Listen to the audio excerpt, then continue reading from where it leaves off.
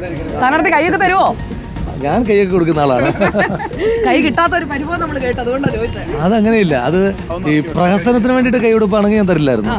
എന്നുവെച്ചാൽ channel camera കാണാൻ വേണ്ടിയിട്ടുള്ള കൈ ചാനൽ ക്യാമറ ഉണ്ട് കേട്ടോ. പക്ഷേ ഇത് അങ്ങ് എന്നെ കാണുന്ന ആദ്യത്തെ കാഴ്ച, നമ്മൾ കൈ കൊടുക്കുന്നപ്പോഴാ ആദ്യത്തെ കൂടിക്കാഴ്ചയല്ല. ഇപ്പൊ ഞാൻ ശ്രുതിയെ കാണുന്ന ആദ്യത്തെ കൂടിക്കാഴ്ച വേണം കൈ കൊടുക്കാൻ. അന്നേരം കൈ കൊടുക്കാതെ ചാനൽ ക്യാമറകൾ മാത്രം വരുമ്പോൾ കൈ ഒന്നും ഞാൻ കൊടുക്കില്ല. സാറിനോടുള്ള പിണക്കം ഇപ്പോഴും ഉണ്ടോ? പിണക്കൊന്നുമില്ലല്ലോ, ഇതിങ്ങനെ ചെറിയ പിണക്കത്തിന്റെ വിഷയങ്ങളൊന്നുമല്ല. ഇത് വലിയ രാഷ്ട്രീയ പോരാട്ടമല്ലേ. നമ്മളൊരു വർഗീയതയ്ക്കെതിരായിട്ടുള്ള ഒരു വലിയ പോരാട്ടം നയിക്കുന്ന തെരഞ്ഞെടുപ്പ് ആണോ? നിങ്ങളിൽ ആരാ വർഗീയതയ്ക്കെതിരെ പോരാടുന്നത്? അല്ല, അത് LDF-നകത്ത് ഒരു വിഭാഗം ആളുകൾ ഞങ്ങളോടൊപ്പം പോരാടുന്നുണ്ട്, മറ്റൊരു വിഭാഗം ആളുകൾ BJP-ക്കൊപ്പം പോരാടുന്നുണ്ട്. സത്യത്തിൽ അവർക്ക് ഇപ്പോൾ പ്രത്യേകിച്ച് പ്രസക്തിയോ അവരിപ്പോൾ പ്രത്യേകിച്ച് അവരുടെ ഒരു സ്ഥാനാർത്ഥിക്ക് വേണ്ടിയിട്ട് നിലപാടെടുക്കല്ല, രണ്ടുപേർക്ക് വേണ്ടിയിട്ടാണ്. ഒന്ന് എനിക്ക് വേണ്ടി നിലപാടെടുക്കുന്ന കുറച്ച് ആളുകളുണ്ട്, കുറച്ച് ആളുകൾ കൃഷ്ണകുമാറിന് വേണ്ടിയിട്ട് നിലപാടെടുക്കുന്നവരുണ്ട്. അപ്പോൾ ആ ഒരു മത്സരം നടക്കുന്നുണ്ട്. ഈ സന്ദീപ് വന്നത് എങ്ങനെയുണ്ട്? ഗുണം ചെയ്യുമോ? ഭയങ്കരമായിട്ട് ഗുണം ചെയ്യില്ല. കാരണം തുടക്കം തൊട്ട് ഇപ്പം ചെറുതും വലുതുമായ ഓരോ വിവാദങ്ങൾ ഉണ്ടാകുമ്പോഴൊക്കെ ഞാൻ പറയുന്നുണ്ടായിരുന്നു, ഇതങ്ങനെ ഒരു തെരഞ്ഞെടുപ്പല്ല, ഇതൊരു വലിയ പോരാട്ടമാണ്. നമ്മുടെ ഈ പോരാട്ടം വർഗീയതയ്ക്കെതിരായിട്ടുള്ള പോരാട്ടമാണ്. ആ വർഗീയതയ്ക്കെതിരായിട്ടുള്ള പോരാട്ടത്തിൽ നമുക്ക് ആ ചേരിയിൽ നിന്ന് അതിൻ്റെ പ്രധാനപ്പെട്ട വക്താവായിരുന്ന ഒരാളെ ഇപ്പുറത്തേക്ക് കിട്ടുക എന്ന് പറയുന്നത്, നമ്മളിപ്പം ഈ വർഗീയതയ്ക്കെതിരായിട്ടുള്ള ഒരു പോരാട്ടം എന്ന് പറയുന്നത് ഒരു തെരഞ്ഞെടുപ്പിൽ മാത്രമല്ല, അതൊരു വലിയ പ്രത്യയശാസ്ത്രപരമായ. ഈ വർഗീയത എന്ന് എപ്പോഴും പറയല്ലോ, അതുകൊണ്ട് ഞാനൊരു കാര്യം ചോദിക്കട്ടെ. ഈ വർഗീയത എന്ന് പറയുന്നത് ഒരാളുടെ മനസ്സിലുണ്ടാകേണ്ടതല്ലേ, പുറമേ കാണിക്കുന്നത് മാത്രമല്ലല്ലോ. മനസ്സിലുണ്ടാകുന്നത് പൂർണ്ണമായി ഇല്ലാതായി എന്ന് ഇപ്പുറത്തേക്ക് വരുമ്പോൾ എങ്ങനെയാണ് നിങ്ങൾ അളന്ന് തിട്ടപ്പെടുത്തുക? പറയാൻ കഴിയും. എന്താറിയോ, അതായത് ഈ ഒരാൾ വർഗീയമായി ചിന്തിക്കുന്ന ആൾക്ക് പ്രത്യയശാസ്ത്രപരമായൊരു പശ്ചാത്തലവും ആ പ്രത്യയശാസ്ത്രത്തിന് ഒരു പ്രസ്ഥാനത്തിൻ്റെ അകമ്പടി കൂടി ഉണ്ടെങ്കിൽ വലിയ മാറ്റങ്ങൾ അതിനകത്തുണ്ടാകും. അയാൾക്ക് എന്ന് വെച്ചാൽ ഇപ്പം എൻ്റെ മതേതര നിലപാടുകളെ ശക്തിപ്പെടുത്തുന്നതിനകത്ത് കോൺഗ്രസിന് വലിയ റോളാണുള്ളത്. എനിക്ക് അടിസ്ഥാനപരമായൊരു മതേതര കാഴ്ചപ്പാടുണ്ട്. പക്ഷെ അതിനെ കൂടുതൽ ശക്തിപ്പെടുത്തുന്നതിനകത്ത് എൻ്റെ നിരന്തരമായ ഇടപഴകലുകൾ, അല്ലെങ്കിൽ എൻ്റെ വായന, എൻ്റെ പ്രത്യയശാസ്ത്രപരമായ ധാരണ, അതിനൊക്കെ വലിയ പ്രസക്തിയാണുള്ളത്.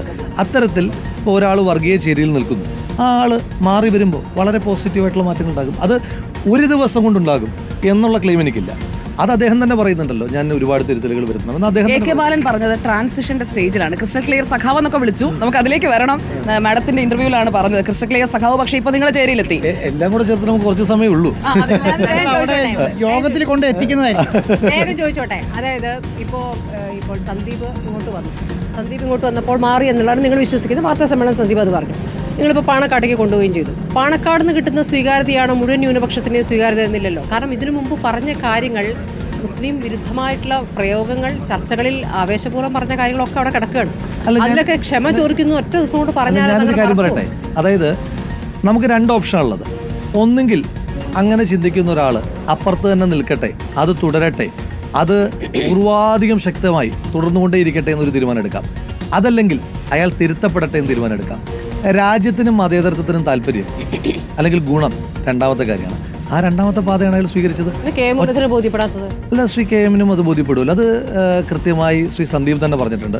ശ്രീ KM നമ്മുടെ വളരെ പ്രധാനപ്പെട്ട നേതാവാണ്. അദ്ദേഹം മുൻ PCC പ്രസിഡന്റാണ്. അദ്ദേഹത്തിന് എന്തെങ്കിലും ഒരു സന്ദീപ് എന്നോടൊപ്പം നിൽക്കുമ്പോൾ തന്നെയാണ് മറുപടി കൊടുക്കുന്നത്. അപ്പോൾ അദ്ദേഹം പറഞ്ഞു, KM-ന് എന്തെങ്കിലും ഒരു കൺസേൺ ഉണ്ടോ, ആ കൺസേൺ അദ്ദേഹം മാറ്റും. ഇപ്പം താങ്കൾ സൂചിപ്പിച്ചതുപോലെ ഒറ്റയടിക്ക് എല്ലാവർക്കും പൂർണ്ണമായി ഒരു തീരുമാനത്തോട് യോജിപ്പുണ്ടാകണം എന്നില്ല. അതുകൊണ്ടായിരിക്കും K. മുരളീധരൻ ഞാൻ എന്ന ഭാവങ്ങളെ ഞാൻ പ്രയോഗിച്ചിട്ടുണ്ട്. അത് 3 പേരെ, അത് നേരത്തെ ഇറങ്ങി വന്ന ഷാനിബൊക്കെ പറഞ്ഞതുപോലെയുള്ള ഒരു തൃത്വത്തെയാണ് ഉദ്ദേശിച്ചതെന്നാണ് പുറമെ ഇപ്പോൾ വിലയിരുത്തലുകൾ CPIM കേന്ദ്രങ്ങൾ പ്രധാനമായും നടത്തുന്നത്. അല്ല, KM എന്താ ഉദ്ദേശിച്ചത്? ഏറ്റവും മിനിമം KM-ന് പറയാനുള്ള അവകാശങ്ങൾ കൊടുക്കണം. അദ്ദേഹം പക്ഷേ ഈ ഒരു കോണ്ടെക്സ്റ്റിൽ ഇട്ടല്ലോ ഞാൻ CPM കേന്ദ്രങ്ങൾ അനുമാനിക്കുന്നതിനപ്പുറം KM എന്ന് പറയുന്ന ഒരാൾ അവിടെ ഉണ്ടല്ലോ. KM-നോട് തന്നെ ചോദിച്ചാൽ അദ്ദേഹം പറഞ്ഞു വരുന്ന കാര്യങ്ങളുമായി ചേർന്ന് നിൽക്കുന്നതാണ് ഈ ഞാൻ അതിങ്ങനെ നിരന്തരമായിട്ട്. ഇതിനകത്ത് ഈ KM-ന്റെ സ്റ്റേറ്റ്മെന്റുകളുടെ കഴിഞ്ഞൊരു ദിവസവും ഞാൻ പറഞ്ഞു, KM-ന്റെ ഒരു സ്റ്റേറ്റ്മെന്റിന്റെ ഒരു കാർഡ് ഞാൻ കണ്ടു, ടൈറ്റിൽ കാർഡ് ഞാൻ കണ്ടു. ഞാൻ ആ പത്രസമ്മേളനം എടുത്ത് നോക്കുമ്പോൾ KM അങ്ങനെ ഒരു സ്റ്റേറ്റ്മെന്റേ പറഞ്ഞിട്ടില്ല. അപ്പോൾ അതുകൊണ്ട് അദ്ദേഹം പറഞ്ഞിട്ടുള്ള കാര്യങ്ങൾ അദ്ദേഹം തന്നെ ക്ലാരിറ്റി വരുത്തും. അദ്ദേഹം ക്ലാരിറ്റി വരുത്തുമ്പോൾ നമുക്ക് അതിനോട് രാഹുലിന് ഒരു ബ്രേക്കിംഗ് കൊടുക്കാനുള്ള ഒരു അവസരം തരാണ്. ബ്രേക്കിംഗ് വാർത്ത, SDPI വോട്ട് ഞങ്ങൾക്ക് വേണ്ട, എനിക്ക് വേണ്ട. ഞാൻ ഇതിന്റെ വളരെ തുടക്കത്തിൽ തന്നെ വളരെ കൃത്യമായി തന്നെ പറഞ്ഞിട്ടുള്ള ഒരാളാണ്. വർഗീയമായി ചിന്തിക്കുന്ന ഏതെങ്കിലും ഒരു വ്യക്തി ഉണ്ടെങ്കിൽ ആ ആളുടെ വോട്ട് എനിക്ക് വേണ്ട. അത് ഞാൻ വളരെ കൃത്യമായി, അല്ല ആരും ആയിക്കോട്ടെ, ആളുകളാണല്ലോ വോട്ട് ചെയ്യാൻ പോകുന്നത്, സംഘടന മാത്രമല്ല. തണുപ്പാണ്. അപ്പം ആളുകൾ, താങ്ക് യു.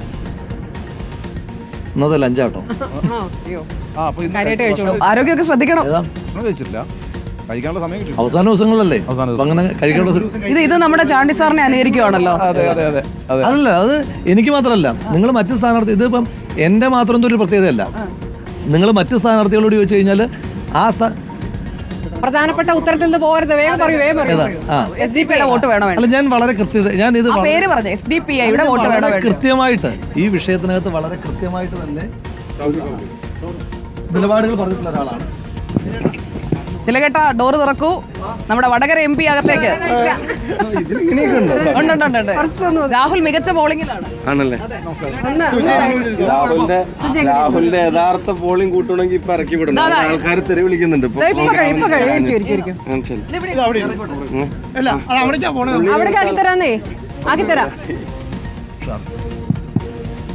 പേടിക്കണ്ട, ഞങ്ങൾ പ്രചാരണ സ്ഥലത്ത് എത്തും, തട്ടിക്കൊണ്ട് പോയില്ല.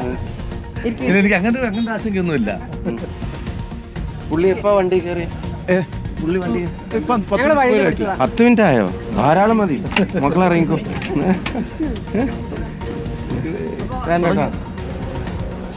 ഷാഫി പറമ്പലിനെ ഇവരെല്ലാവരും വിശേഷിപ്പിക്കുന്നത് election manager, election strategist, election engineer എന്നൊക്കെയാണ്. ഇത്രയധികം വിശേഷണങ്ങൾ ഈ തെരഞ്ഞെടുപ്പിലാണ് കിട്ടുന്നത്. ഈ ഇലക്ഷനായിട്ട് ബന്ധപ്പെട്ട് കേൾക്കാൻ കൊള്ളാവുന്ന കുറച്ച് വിശേഷണങ്ങളിൽ അതൊക്കെ ഉള്ളത്. നടന്നോട്ടെ, കുഴപ്പമില്ല. ഷാഫി, ഈ പാലക്കാട് യഥാർത്ഥത്തിൽ രാഹുലും കൂടി മനസ്സിലാക്കണം, ഒരു ത്രികോണ മത്സരം നടക്കുന്നുണ്ടോ? ശക്തമായ ത്രികോണ മത്സരം പാലക്കാട് നടക്കുന്നു എന്നാണല്ലോ പറയുന്നത്. മേജർ കോമ്പറ്റീഷൻ ശരിക്കും 2 മുന്നണിയിൽ തന്നെയാണ്. ഇപ്പൊ 16ഉം 19ഉം 21ഉം 24 ഇലക്ഷൻ വെച്ചു. മറ്റ് കോൺസ്റ്റിറ്റ്യുവൻസികളായിട്ട് കമ്പയർ ചെയ്യുമ്പം പിക്ചറിൽ 3 മുന്നണികളും വരുന്ന ഒരു സാഹചര്യമുണ്ട്. അപ്പം ബട്ട് മേജർ ഫൈറ്റ് നമ്മൾ 16ന്റെ റിസൾട്ടും 19ന്റെ റിസൾട്ടും 21ന്റെ റിസൾട്ടും 24ന്റെ റിസൾട്ടും അനലൈസ് ചെയ്യുമ്പോൾ നമുക്ക് മനസ്സിലാക്കാം. ആ ഡേറ്റ കറക്റ്റ് ആണ്. അങ്ങനെയാണെങ്കിൽ നിങ്ങളുടെ ഒരു വിലയിരുത്തലിൽ നിങ്ങൾ വിജയിക്കും എന്നാണ്. ആ വിജയം അങ്ങനെയാണെങ്കിൽ രണ്ടാമതെത്തുന്നത് ആരായിരിക്കും? അല്ല, അത് ഞങ്ങൾ അതിന് പ്ലേസ് ചെയ്യാൻ ആഗ്രഹിക്കുന്നില്ല. ഇപ്പോൾ ഇലക്ഷൻ്റെ 2 ദിവസം നിൽക്കുമ്പോൾ ഞങ്ങളൊരാൾക്ക് 2ാം സ്ഥാനം ഞങ്ങളായിട്ട് പ്ലേസ് ചെയ്യാൻ ആഗ്രഹിക്കും. ഷാഫി മത്സരിച്ചപ്പോൾ സെക്കൻഡ് കിട്ടിയ ആളുകൾക്ക് ഇത്തവണയും ഫസ്റ്റിലേക്ക് എത്താനുള്ള സാധ്യതയുണ്ടല്ലോ. അല്ലെങ്കിൽ സെക്കൻഡിലെങ്കിലും വരുമല്ലോ, തേർഡിലേക്ക് പോവില്ലല്ലോ. ഫസ്റ്റിലേക്ക് എത്തില്ല, അത് ഉറപ്പാ. പിന്നെ ഈ വടകര കണ്ട ഓളം ഇവിടെ കാണുന്നുണ്ടോ? ഷാഫി വടകര ചെന്നപ്പോൾ ഒരു ഓളം ഉണ്ടായിരുന്നല്ലോ. അതല്ലാതെ പാർലമെന്റ് ഇലക്ഷൻ ആകുമ്പോൾ കുറച്ചും കൂടെ ഒരു ബ്രോഡർ ക്യാൻവാസ് ആണ്, പിന്നെ ഒരു ബിഗർ ഏരിയ ആണ്. ഇത് കുറച്ചും കൂടെ കോൺസ്റ്റിറ്റ്യുവൻസി. പക്ഷെ ഇവിടെ ഞാൻ ഓളത്തേക്കാൾ കൂടുതൽ കാണുന്നത് ഗ്രൗണ്ടിൽ അക്സെപ്റ്റൻസ് ആണ്. ഇപ്പം രാഹുൽ മാങ്കൂട്ടത്തിലുമായിട്ട് ഗ്രൗണ്ടിൽ പോകുമ്പോൾ ആളുകളെടുക്കെ പോകുമ്പോൾ ആളുകളുടെ റെസ്പോൺസും ബിഹേവിയറും, പിന്നെ ഇവിടുത്തെ ഒരു വോട്ടിംഗ് പാറ്റേണും ഉണ്ട്, പാലക്കാടിൻ്റെ വോട്ടിംഗ് പാറ്റേണും ഉണ്ട്. അതൊക്കെ കൂടെ വെച്ച് കമ്പയർ ചെയ്ത് നോക്കുമ്പോൾ എനിക്ക് ഓളത്തേക്കാൾ കൂടുതൽ ഡീപ്പ് റൂട്ടഡ് ആയിട്ടൊരു ഇൻഫ്ലുവൻസ് കാൻഡിഡേറ്റിനും UDF-നും ഉണ്ട്. പിന്നെ എനിക്ക് അതിന് കഴിഞ്ഞിട്ടില്ല. കാരണം എന്താണെന്ന് വെച്ച് കഴിഞ്ഞാൽ ഞാൻ എന്ന് പറയുമ്പോഴത്തേക്കും മാങ്കൂട്ടം അല്ലേന്ന് ആളുകൾ ഇങ്ങോട്ട് ചോദിക്കുന്നുണ്ട്. അതുകൊണ്ട് എനിക്ക് പരിചയപ്പെടുത്തേണ്ടി വന്നിട്ടില്ല. അദ്ദേഹത്തെ വളരെ നന്നായിട്ട് പാലക്കാട്ടെ ജനങ്ങൾക്ക് അറിയാം. ഈ സന്ദീപ് വാര്യർ വരവ് എങ്ങനെയുണ്ടാവും കോൺഗ്രസില്? നല്ലതല്ലേ? ഒന്നും വേണ്ട, ഒരാഴ്ച മുമ്പ് വരെയുള്ള ചർച്ച എന്താ, അയാൾ ക്രിസ്റ്റൽ ക്ലിയർ ആണ്. വ്യക്തിയല്ലല്ലോ, ആശയമല്ലേ പ്രധാനം. ഞാൻ ഒരു കാര്യം ചോദിക്കട്ടെ, നിങ്ങൾ ആ സർട്ടിഫിക്കറ്റ് കിട്ടാൻ വേണ്ടി വെയിറ്റ് ചെയ്യല്ലായിരുന്നു കൂടെ കൂട്ടാൻ? അല്ല, അതൊന്നുമല്ല, ഒരിക്കലും അല്ല, ഒരിക്കലും. ഞാൻ പറഞ്ഞു ഒരു മിനിറ്റ്. അപ്പം അതൊന്നുമല്ല. അപ്പം ഇതിപ്പം ഒരു രാജ്യത്തിൻ്റെ ഒരു മതേതര ബോധത്തോട് ചേർന്ന് നടക്കാൻ ആര് തീരുമാനിച്ചാലും അത് നാടിനെ സംബന്ധിച്ചിടത്തോളം ഗുണമുള്ള കാര്യമാണല്ലോ. ശരി, റോഡ് ഷോയുടെ ഇടയിലാണ് നിങ്ങളെ കണ്ണുരുട്ടിയൊക്കെ പ്രവർത്തനങ്ങൾ. ശരി, ഓൾ ദി ബെസ്റ്റ് കേട്ടോ. Thank you. അപ്പോൾ ഇത്രയും തിരക്കിനിടെ നമ്മൾ UDF പ്രവർത്തകരുടെ ആവേശമൊക്കെ കാട്ടിയാണ് ഇങ്ങോട്ടേക്ക് കയറിയത്.